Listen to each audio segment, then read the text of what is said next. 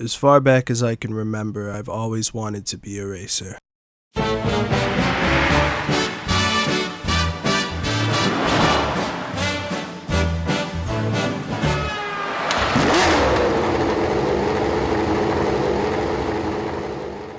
Hey, what's up everyone? It's Marco here. So for the past 3 or 4 months, I've been mostly focused racing-wise on trying out all kinds of new simulators.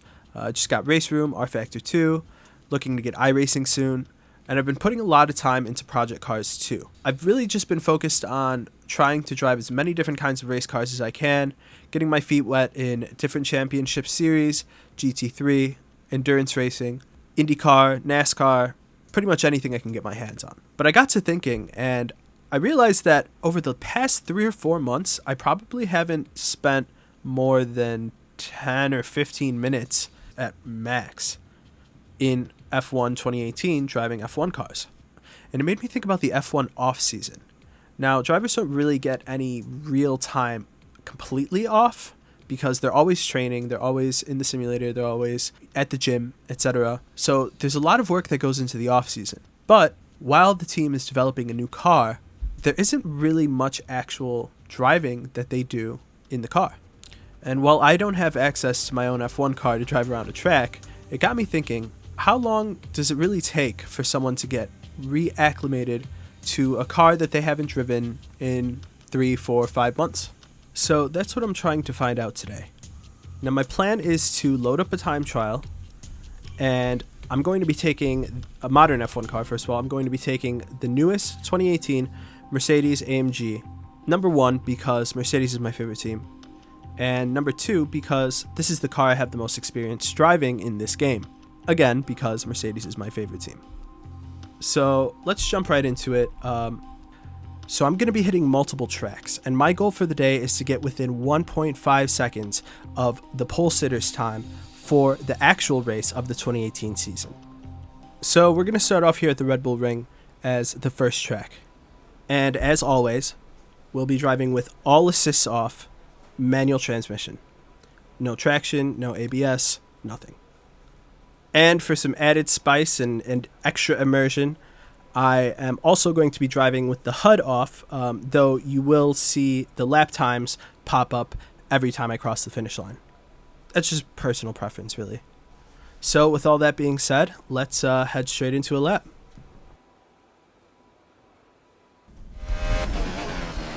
Alright, so we're coming into our first lap here at the Red Bull Ring. Now, in the 2018 Austrian Grand Prix, the pole sitter was actually Valtteri Bottas, who set a Q3 qualifying time of 1 minute 3.130 seconds. So, hopefully we can get within at least 1.5 seconds. That is the goal today, and I feel like that's a good amount of buffer. It should be noted that while I haven't driven an F1 car in F1 2018 or any other game for that matter in probably the last 3 or 4 months at least, I would say, I have driven most of these tracks that we're probably going to end up driving today. So while it's not completely foreign to me, I am well practiced on these tracks and definitely up to date on the tracks. The car's handling is definitely, I hope to not catch me off guard, but we'll see. Now, as you can see, I am trying to kind of take it slow here on the outlap. Number 1, because I don't want to miss braking zones completely and make a fool of myself. But number 2, because I definitely feel as though it's a beneficial strategy to sort of, let's say, color within the lines to begin with and then push out from there.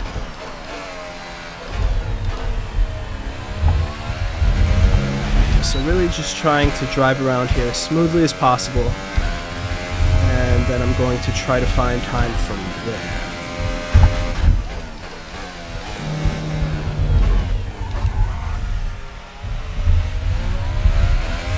Let me actually open up the settings here really quick, and I am going to see if I can turn on if at all possible, only the lap information.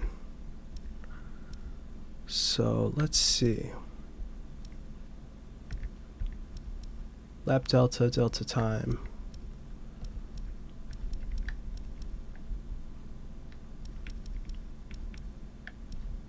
Okay, perfect.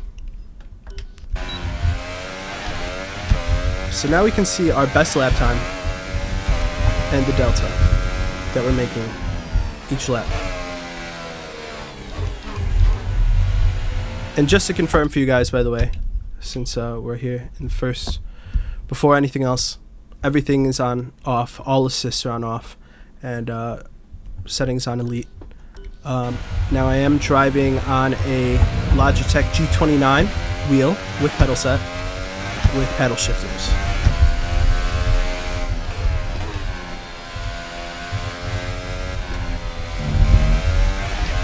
Getting a little underconfident there, I'd say. But we're definitely giving it a pretty smooth go here.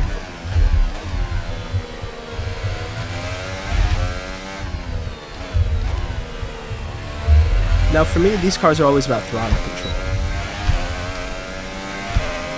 Hitting the DRS there. And that's a 119.3. So we're going to need to find about 16 seconds. Or at least about 15 seconds. Now, obviously the goal is to get within 1.5 seconds from the pole time. However, if that does seem somewhat unachievable, if we're not able to do that, then I would settle for 2 seconds within the pole time. But that's not a huge difference anyway. But let's see what we can make happen. Now I'm going to start pushing a little bit, start pushing my brake zones out a little further, and see how much time we can get rid of just on every lap here. So we've already got a delta time of around 4 seconds that we've gained from our last lap. Really right now I'm just focusing on making sure that I'm braking enough. I definitely don't want to spin out, definitely don't want to overcook it. And I want to make sure that my lines are good, because if I can drive these lines good now, then as I keep pushing, I can hopefully see where I'm deviating from the line and see what works, what doesn't, etc. Really concentrating now. So this track has 2 DRS zones, I believe. This is the first of the 2, and the other is the straight. The start-finish straight. It's definitely braking a little too early there. Oh, this is a DRS zone as well. So maybe 3 DRS zones. Now this corner I'm being extra wary of, because this corner tends to catch me out in GT3 cars quite frequently. It should, however, be noted that F1 cars are quite a bit more planted than GT3 cars are. So hopefully less of those problems here, but it is also somewhat more easy to spin out in an F1 car. So, especially if you're taking too much speed into a corner.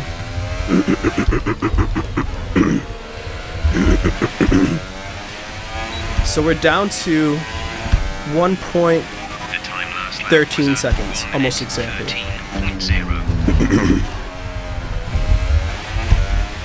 So we're going to keep pushing out from here and see if we can't get under 1 minute and 10 seconds.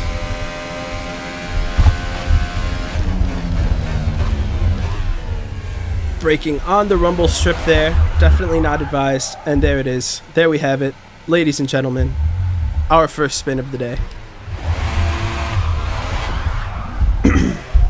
However, possibly one of my favorite things about Formula One cars is that if you do spin out, the very first thing that you get to do to get back on track is to do a little half a donut.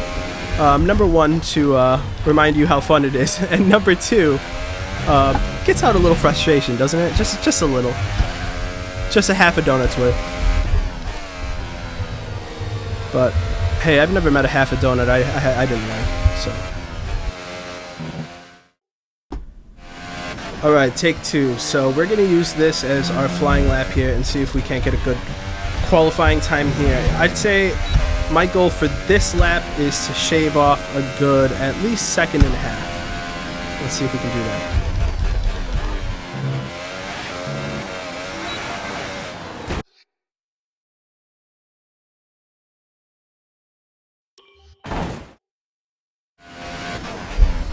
Alright, take 3. So my goal for this one, like I said, 1.5 seconds. And I keep saying that because I want to put it into the universe and the law of attraction, right? So really going for that corner cut there. Really going wide on the exit. Those are things that can definitely be tidied up later. Seems like right after the 100 board is the optimal braking zone to get, rather should I say the optimal late braking zone, and with that, and considering we didn't slide on the exit that time, we've gained about 0.5 of a second. About a 0.5 second. Coming up to a second now. Taking the early line through there did not work out well. So as you guys can see, it's definitely a little bit more of a challenge than one would think, to sort of, not to jump into the car necessarily and just sort of drive it straight, so much as to find the pace.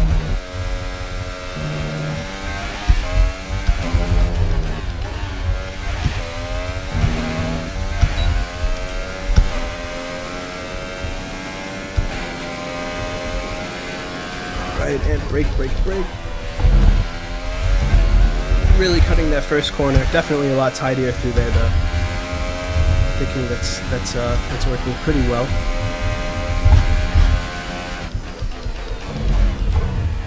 It also should be noted that F1 2018's time trial system of penalties is far more demanding and far more strict than online qualifying penalties, for example. And I think that's true of most sims. So any corner cutting or anything that I'm doing like that, if it's not kosher, believe me, the game will tell us, and we will see the lap time invalidated black and white diagonal flag pop up there on the screen next to our lap time. Now we've shaved off about 1.2 from this lap. Let's see if we can make that 1.5. That's really what I was going for, and there it is. So about 1.7 down, we're down to 107.651. Beautiful exit on that corner. A little slidey, but somehow faster. So that's a good sign. Didn't run wide, so I'll take it.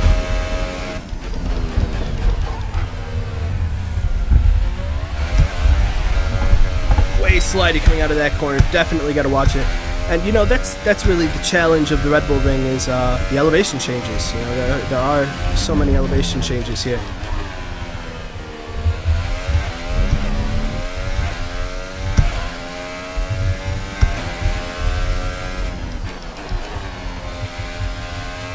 Really sending it here. Coming in close to the apex. And perfectly wide out. Okay. Still about almost 0.5 second behind my ghost.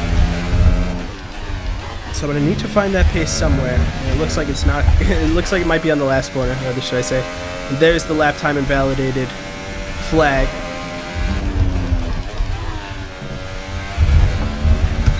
So really taking that first corner a lot faster now.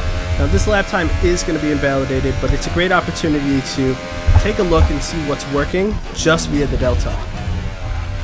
And if I can replicate that lap by lap, then I have the pace. And if I can't, then I don't.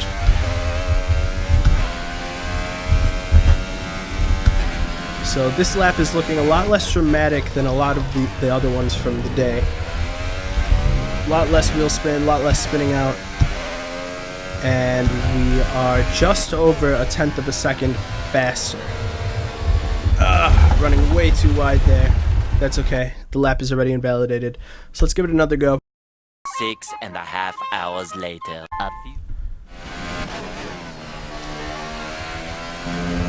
Alright guys, this might not have been the multi-part challenge I thought it was going to be.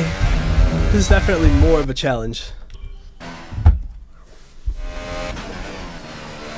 Alright guys, so this video might not be the multi-part challenge that I thought it was going to be, because this is definitely more of a challenge than I thought it would be. I was kind of getting close to those qualifying times, if not matching some of them, definitely within a second, when I was driving F1 2018 pretty much daily about 4 to 6 months ago. But wow, this is really proving quite arduous a task here. Day 2. Alright guys, new goal. So we are going to make it within 3 seconds of Bottas's qualifying time, and I think that that's a realistic goal. But this is just to prove to you guys I really have not driven F1 in quite a while.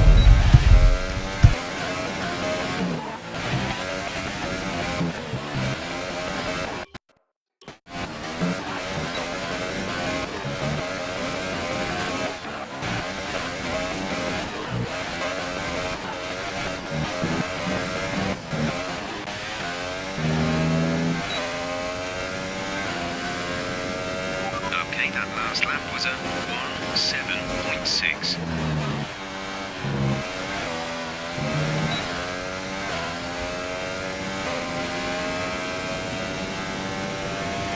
Day 3.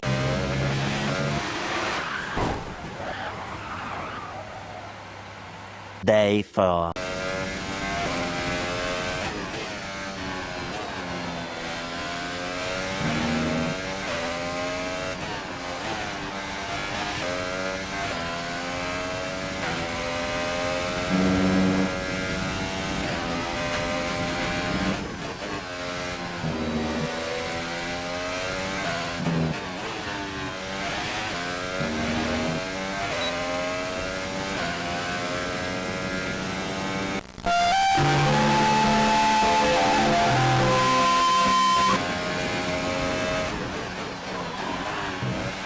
Several bad puns later. Okay, that last lap was a 1:07.3.